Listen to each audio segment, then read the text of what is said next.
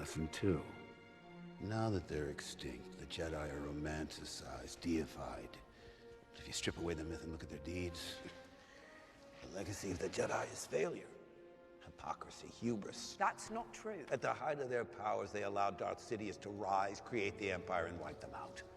It was a Jedi Master who was responsible for the training and creation of Darth Vader. While I wait for the final Ava movie to come out in America, I think I'm just gonna stop making anime videos for right now, because God forbid I become one of those weebs, am I right, guys? Yeah. No, but really, I wanted to make a video on something that I've had an immense appreciation for a very long time, since I was literally in like the first grade. If you know anything about me, then you know how much I like Star Wars. I've watched almost all of the movies multiple times. I've watched all the shows. I've read all the comics and all the novels. I've been collecting Lego Star Wars sets for as long as I can remember. And I've also built a lightsaber at Galaxy's Edge, and it was kind of the best feeling in the world. But enough about me. What am I talking about?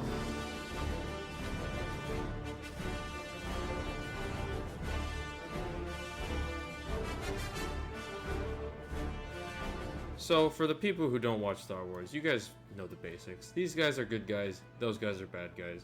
But what if I told you that these good guys were actually the bad guys for these good guys, and the actual bad guys took advantage of those good guys being bad guys, and for a while there were very few good guys until one of the bad guys that used to be a good guy was not a bad guy anymore, and now all the bad guys are gone until there's one other good guy that goes bad but turns good again. That's basically Star Wars. So let me break this down for you guys. There's this thing in the Star Wars universe that some of you might already know about called the Force. Notable users of the Force are the Jedi and the Sith. The Jedi use the Force to find peace and serenity, and the Sith use it for power and control. So I don't need to say very much about the Sith. They're bad guys. Like, seriously, just look at this dude's face. What else is there to say? The Jedi are a little bit trickier. I said the Jedi strive for peace and serenity, but that's half true. For the most part, they do have good intentions in their actions. But in this universe, people who use or believe the Force are like technically part of a religion. And as a religion, the Jedi don't allow certain things. Things like fighting offensively or allowing emotions to control you, which, as you will see, can cause a lot of problems.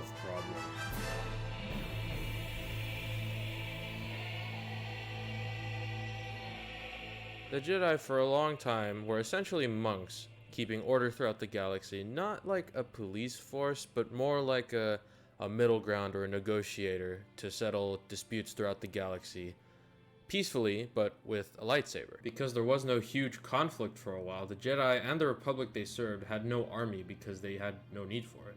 Until a Jedi named Sifo-Dyas ordered for an army of clone soldiers to serve the Republic. Of course, his dumbass wasn't careful enough, and the Sith was able to hijack his plan and was secretly under control of the entire clone army.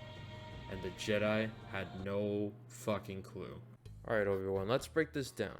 You know a guy named Tyrannus hired Jango Fett to make the clone army, right? I was recruited by a man called Tyrannus on one of the moons of Bogdan. Curious. Later, you find out that Count Dooku is Tyrannus, right? Tyrannus?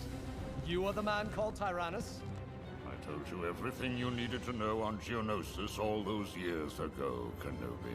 Okay, I was gonna stop it there, but then I found another clip from the episode that I just played that makes me very angry. Our enemy created an army for us. If this was known, public confidence in the war effort, the Jedi and the Republic would vanish. There would be mass chaos. Cover up this discovery. We must. No one, not even the Chancellor, may know. The galaxy falls into a war. The Republic needs leaders to guide their armies to win this war, and the Jedi would be perfect. But are they? They're not soldiers, they're peacekeepers, right? But in participating in this war, wouldn't they be labeled hypocrites? By everyone? Yes, they were. All the time. Violence breeds violence. Jedi are no peacekeepers. We're fighting for freedom. And freedom and peace require fear and death. I remember a time when Jedi were not generals, but peacekeepers. We are protectors, Highness. Yours at the moment, we fight for peace. What an amusing contradiction. We will effectively be drawn into yet another war. What's one more? But it was a difficult choice for them to make, to either fight for the galaxy or stay true to your own beliefs. Do you believe what they said, Master? That a Jedi could do this? Not every Jedi agrees with this war, Ahsoka. There are many political idealists among us. Interestingly enough, most of the Jedi Order chose the former and served as generals in the war, as soldiers. The Jedi who were once peaceful guardians and protectors of those who couldn't defend themselves became warmongers. The once compassionate group of Jedi who valued life above all else became this elite, emotionless army. Your helmets, remove them. Your faces I wish to see. There's not much to look at here, sir. We all share the same face. Deceive you, eyes can. In the Force, very different each one of you are. I speak pretty generally about these guys. Like, yes, there are exceptions, obviously, but like, almost all of the Jedi are actually like this. Like, the Jedi Council is like the pinnacle example of how not to be a Jedi and how they failed to live up to their legacy. And what better example is there to prove this than...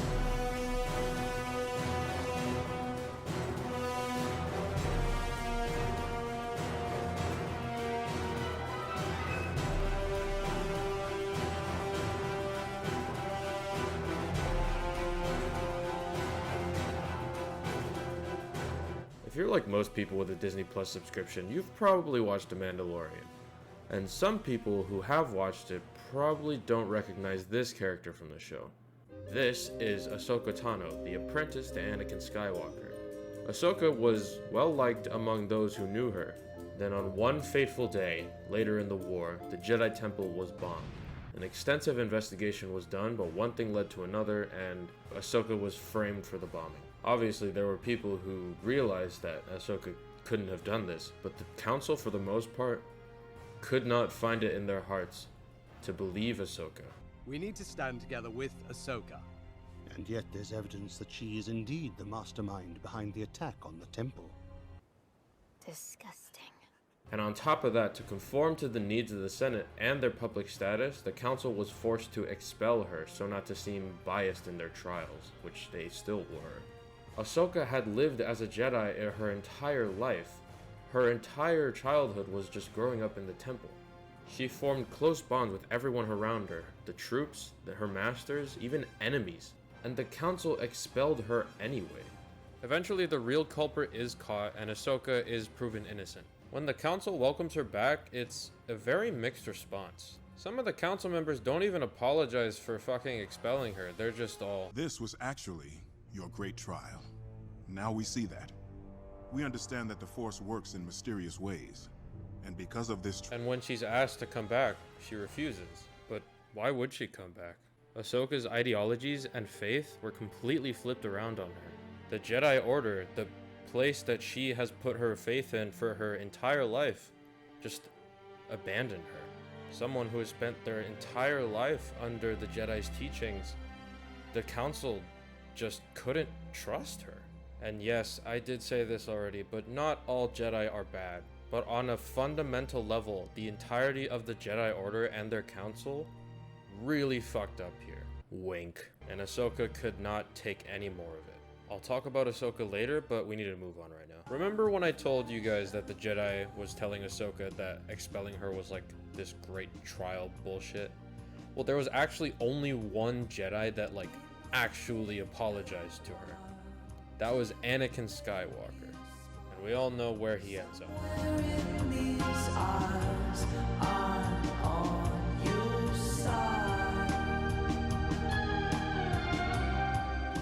Holy shit, I have a lot of catching up to do. Okay. The Jedi inducts Force-sensitive children into their order at an incredibly young age. This is so that the Jedi can brainwash... what the... fuck.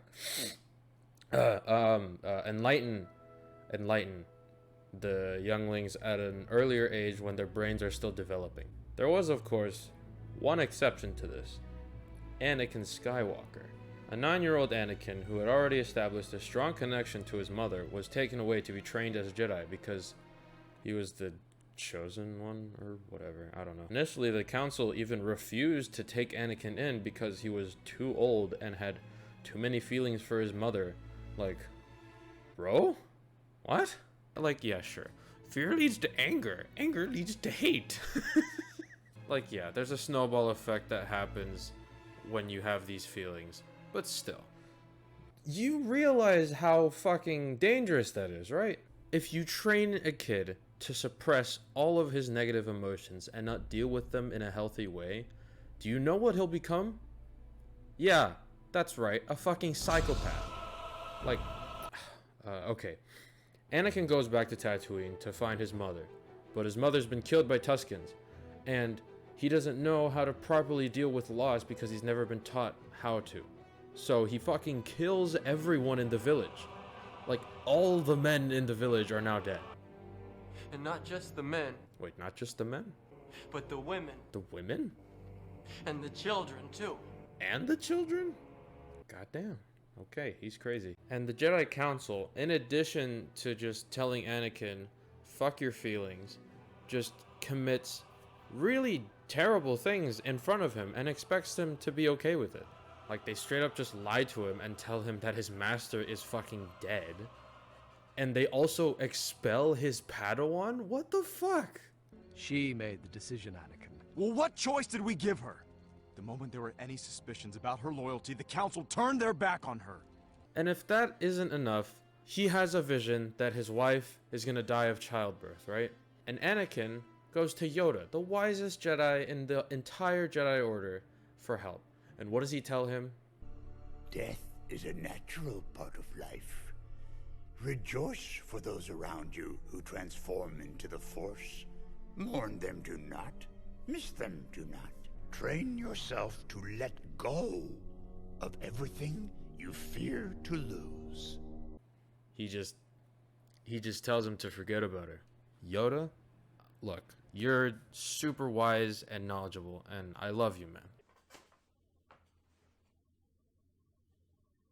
Like, I understand he doesn't have the context that Anakin does, but Yoda's a smart fucking guy. I think he gets it.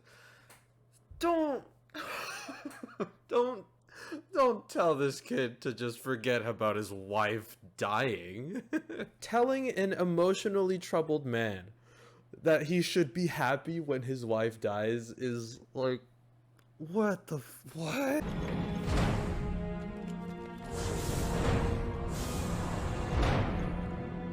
Are you cross-wired? So, to boil it down in the most basic way, the Jedi give terrible advice and are emotionally manipulative, and because of that, Anakin becomes a psychopath and lets the Empire rise. So is that it? Is that the legacy of the Jedi? Just to be like huge assholes to one guy that causes the end of the world? Well, this whole video I've just been painting the Jedi as bad guys, which they are, but they're not like these bad guys. So which Jedi do I consider the actual good guys? Well, in my head, my idea for a quote-unquote true Jedi would be someone who's calm, collected, but not ignorant of their own feelings. Like, they're not an emotionless husk. Wait, hold on. I said that already. They don't try to suppress any of the negative emotions that they may feel, but they don't let it take over. They have a bit of control over it. They have balance. And the person in my mind that exemplifies all of these traits perfectly is Ahsoka Tano, you guys remember her, and Luke Skywalker.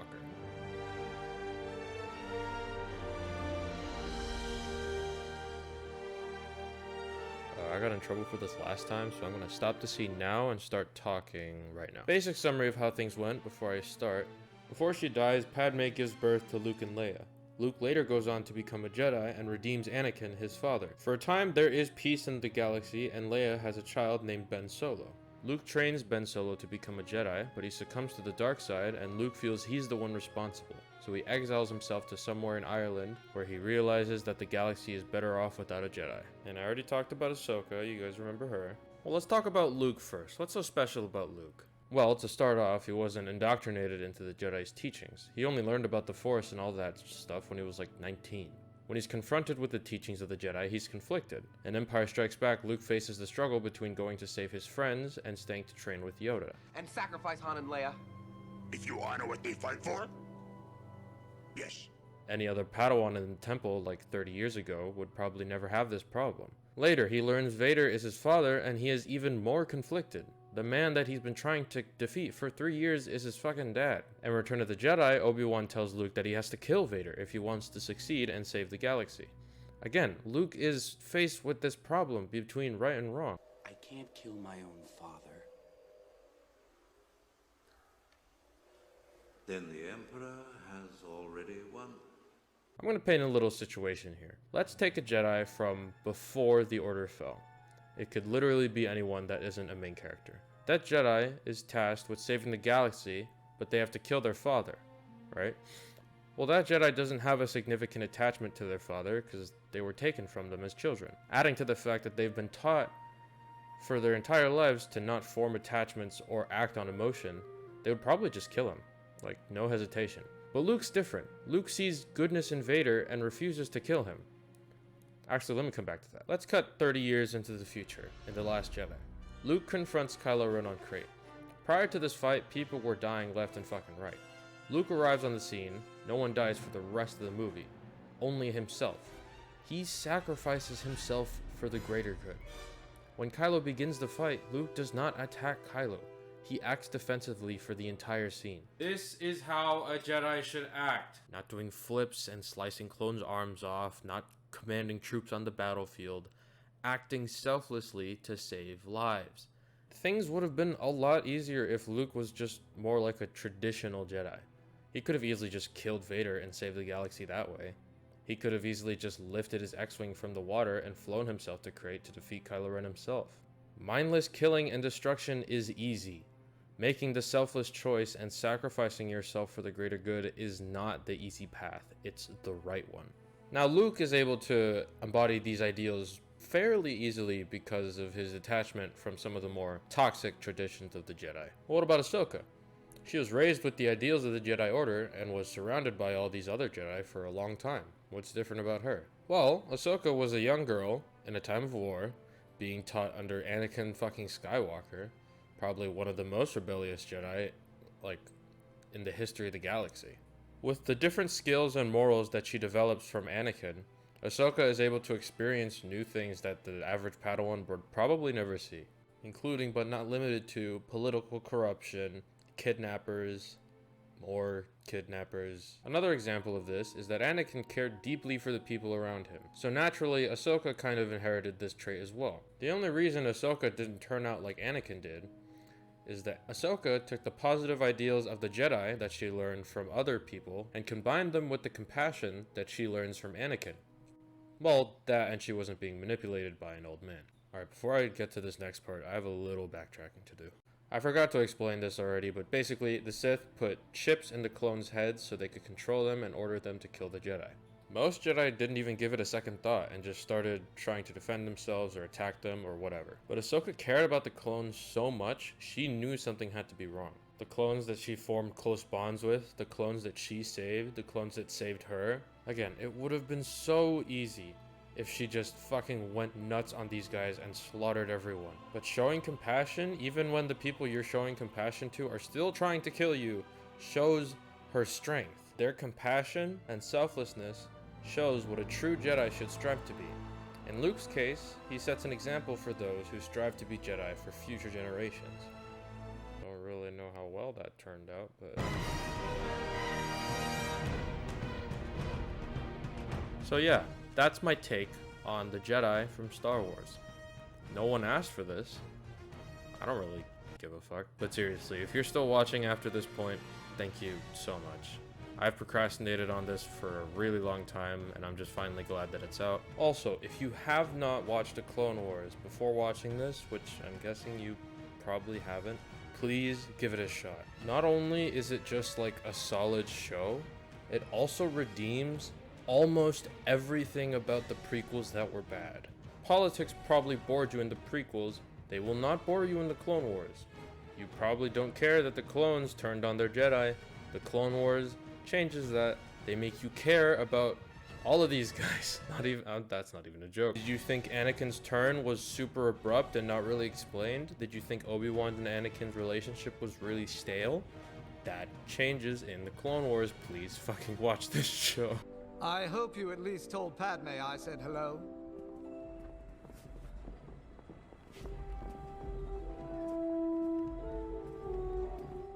I'm taking up a lot of time here, but trust me, Clone Wars is a really good show. Please just watch it. You'll appreciate Star Wars a little more, and it is better than Breaking Bad, so please watch it.